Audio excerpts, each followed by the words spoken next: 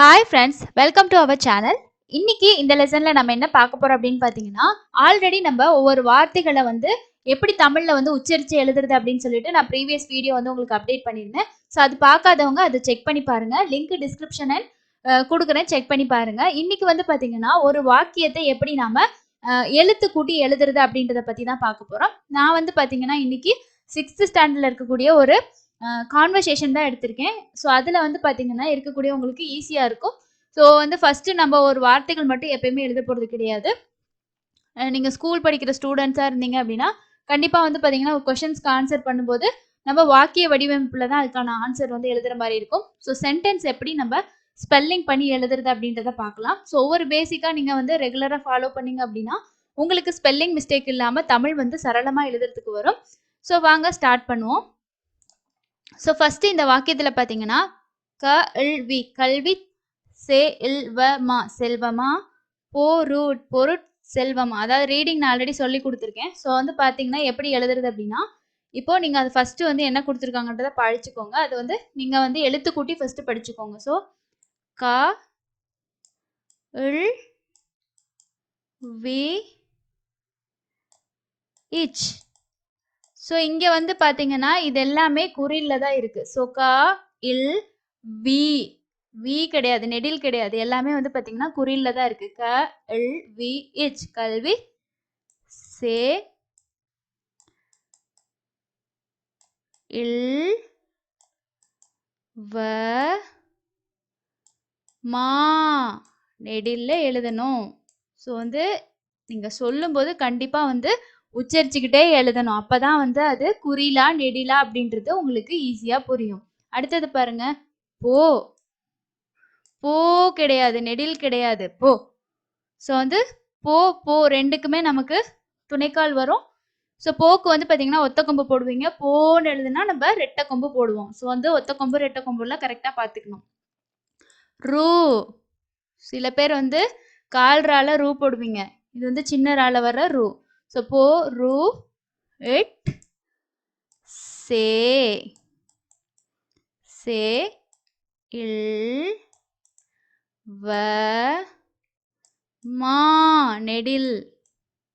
So வந்து எந்த இடத்துல எப்படி உச்சரிக்கணும்னு பாருங்க. இப்போ சே, சேன்றது குறில், இல் வ குறில், மா அப்ப நெடில்ல உச்சரிக்கும் போது என்ன வரும், துணைக்கால் வரும். ஸோ அடுத்தது பாருங்க, ஏ து, து கிடையாது, து, எது, சி, சி கிடையாது, நெடில்ல சொல்லக்கூடாது, சி ர, ரல வந்து பார்த்தீங்கன்னா இங்கே பெரிய ரா வரும். ஓகேங்களா, ரெகுலராக எழுதும்போது உங்களுக்கு வந்து பார்த்தீங்கன்னா இது வந்து பழக்கமாயிடும். ஸோ இதுக்கு நீங்கள் கிராமர் படிச்சுட்டு தான் எழுதணும், எனக்கு அது புரியல அப்படின்லாம் நீங்கள் ஃபீல் பண்ணாதீங்க. ரெகுலராக வந்து எழுதுங்க, உங்களுக்கு ஈஸியாகவே புரியும். ர இந்த் த து. ஸோ இங்கே வந்து பார்த்தீங்கன்னா எல்லாமே எதில் வருது, குறில்ல தான் வருது, நெடில் எதுவுமே கிடையாது. ஏ ந, என்ன, நீ, நீனும் போது நம்ம நெடில்ல உச்சரிக்கணும், நீ, நீ, அது நீ, இது நீ. ஓகேங்களா, நீ, நை, இக், கி, ரா, ஈ, நினைக்கிறாய். அப்போ நீ, நை, இக், கி, ரா, ஈ. ஸோ நான் எப்படி எழுத்து கூட்டுறேன்னு புரியுதுங்களா உங்களுக்கு? ஸோ இந்த மாதிரி எழுத்து கூட்டி எழுதும்போது தான் வந்து பார்த்தீங்கன்னா உங்களுக்கு துணைக்கால் எதுவுமே மிஸ் ஆகாது. ஸோ அடுத்த வாக்கியம் நீங்களே என்னோட அப்படியே எழுத்து கூட்டியே உங்கள் நோட்டில் வந்து எழுதுங்க, உங்களுக்கு ஈஸியாக இருக்குது. எப்படி ஈஸியாக இருக்குன்றது புரியும். ஸோ இப்போ பாருங்க, நான், நா, நா, நா இன், நான். ஓகேங்களா, க, க இல் வி இச் கல்விச், சே சே இல் வ தா. ஸோ இங்கே நெடில்ல உச்சரிக்கணும், தா இன், தான், சி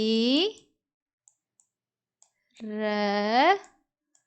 இன் த து சிறந்தது. ஸோ இதெல்லாமே வந்து பார்த்தீங்கன்னா உங்களுக்கு குறில்ல தான் வருது. ஏ இன்று என்று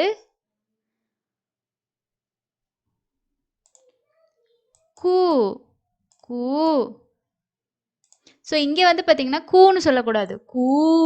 ஸோ கூ இந்த கூவோட நெடில் தான் வந்து பார்த்தீங்கன்னா இந்த கூ. கூ கூ.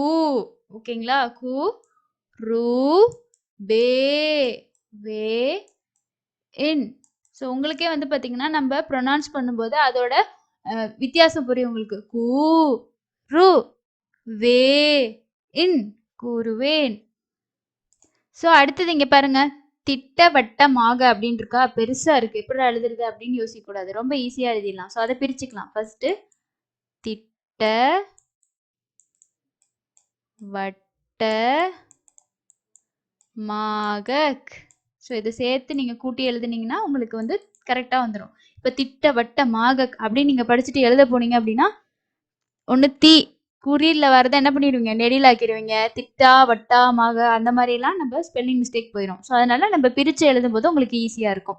ஸோ இதே மாதிரி நீங்களும் உங்க புக்ல இருக்கக்கூடிய வாக்கியங்களை வந்து ஃபர்ஸ்ட் எழுதி பழகுங்க. ஸோ அதுக்கப்புறம் பேராகிராஃப் நம்ம ரைட்டிங் வந்து போகலாம். ஏன்னா எடுத்ததுமே பேராகிராஃப் போகும்போது உங்களுக்கு கஷ்டமா இருக்கும். ஐயோ இவ்வளோ எப்படி எழுதுறது, நமக்கு ரைட்டிங்கே கஷ்டமா இருக்கு அப்படின்ற மாதிரி ஒரு சலிப்பான விஷயமாயிரும். ஃபர்ஸ்ட் இந்த மாதிரி ஃபர்ஸ்ட் ஒவ்வொரு வார்த்தைகளா எழுதி பழகுங்க. அதுக்கப்புறம் ஒவ்வொரு சென்டென்ஸா எழுதுங்க. அதுக்கப்புறம் நம்ம பேராகிராஃப் ப்ராக்டிஸ் வந்து பண்ணலாம். ஸோ இந்த 2 வீடியோல உங்களுக்கு ஓரளவுக்கு ஐடியாஸ் கிடைச்சிருக்கும்னு நினைக்கிறேன். ஸோ ரெகுலரா நம்ம சேனல் வீடியோ பார்த்துட்டே நீங்களும் வந்து ப்ராக்டிஸ் பண்ணுங்க. டவுட்ஸ் இருக்குன்னா கண்டிப்பா வந்து கமெண்ட் செக்ஷன்ல மென்ஷன் பண்ணுங்க. வேற ஏதாவது வீடியோஸ் வேணும் அப்படின்னாலும் கமெண்ட் செக்ஷன்ல மென்ஷன் பண்ணுங்க. இது வரைக்கும் நம்ம சேனலை சப்ஸ்கிரைப் பண்ணாம பார்த்துட்டு இருந்தீங்கன்னா சப்ஸ்கிரைப் பண்ணி சப்போர்ட் பண்ணுங்க. அடுத்த யூஸ்ஃபுல்லான ஒரு வீடியோல சந்திக்கலாம். நன்றி.